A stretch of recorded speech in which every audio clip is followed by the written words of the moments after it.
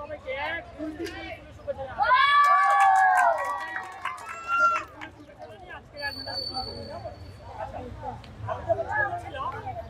আমি এক বিখ্যাত জাদুঘরে জাদু দেখছিলাম, কেমন সেই জাদুঘরে জাদু দেখে আমি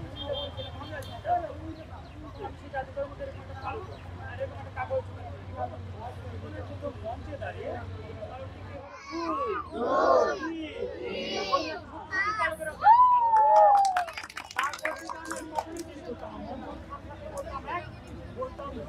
বলতাম সত্যি সত্যি পালকের রঙ এরকম পানি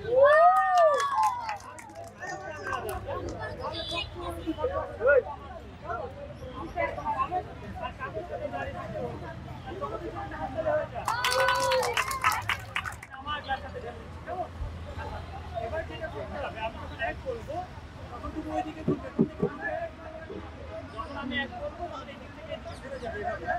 তুই বললে যে আপু আর ভাইয়ের দিকে, তুই বলে আমার দিকে, চার বললে বাকি দিকে। আমরা প্র্যাকটিস করি, এক দুই তিন চার, একবার প্র্যাকটিস করলাম। এবার যেটা করতে হবে, ক্লাসটাকে মাথার উপরে ধরো, আমার দিকে তাকাও, চোখটাকে বন্ধ করো, হাত দিয়ে দাও, ঠিক আছে? আচ্ছা, এক বললে কোন দিকে ঘুরতে হবে মনে আছে তো? হ্যাঁ, ক্লাসে একটু করে ধরো, আমরা একসাথে করবো, ঠিক আছে? এক দুই তিন উল্টে দাও।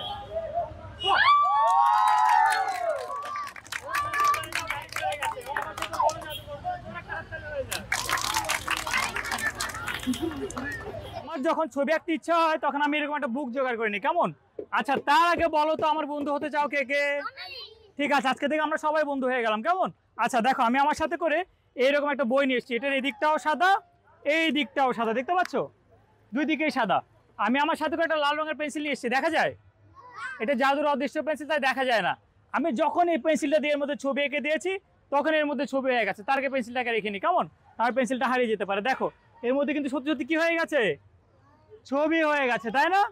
আচ্ছা, এবার আমরা সবাই মিলে ছবিগুলোকে রং করবো, ঠিক আছে? তোমরা সবার জায়গায় বসে মনের যত রঙ এভাবে করে ধরো, মনের যত রঙ এভাবে করে ধরো। ধরেছো? আমি এক দুই তিন বলা মাত্রই মনের রঙকে বইতে ছুড়ে দিবে, পারবে না? তিন বলা মাত্রই ছুড়ে দিবে। তাহলে শুরু করছি, এক দুই চার। আমি কি তিন বলেছি? আমি কি বলেছি? তিন বললে ছুটে, তুমি, আমি তো চার বলেছি। এই জন্য প্রথমে যেটা করতে হবে, আমাদেরকে সব সময় শুনতে হবে, বুঝতে হবে, তারপরে কাজ করতে হবে, কেমন? ঠিক আছে, আবার ধরো, আবার ধরো। ধরেছো? তাহলে তিন বলা মাত্রই ছুড়ে দিবে, ঠিক আছে? তাহলে শুরু করছি, এক দুই সোয়া দুই আড়াই পৌনে তিন। দাঁড়া, পিঠটা একটু চুলকে নি। আচ্ছা, তিন। তোমরা যখনই ছুড়ে দিয়েছো তোমাদের ছুড়ে দেওয়ার রঙে সবগুলো ছবি রঙিন হয়ে গেছে। আর আমরা বিশ্বাস করি তোমরা তোমাদের মনের সবটুকু রং শুধু এই বইতে নয়, ছড়িয়ে দিবে সমগ্র পৃথিবীতে, কেমন? একদিন এই পৃথিবীটাকে তোমরা রঙিন করে তুলবে, ঠিক আছে? তাই তোমাদের জন্য জোর একটা হাততালি হয়ে যাক। সেভাবে আগুন ধরিয়ে দেয় তখন নাকি আমাদের সকল সম্ভাবনা পুরো ছাই হয়ে যায়। আমি বলি মোটেও না, কারণ বাংলার দামাল ছেলেরা তখন চুপ করে বসেছিল না, তাই না?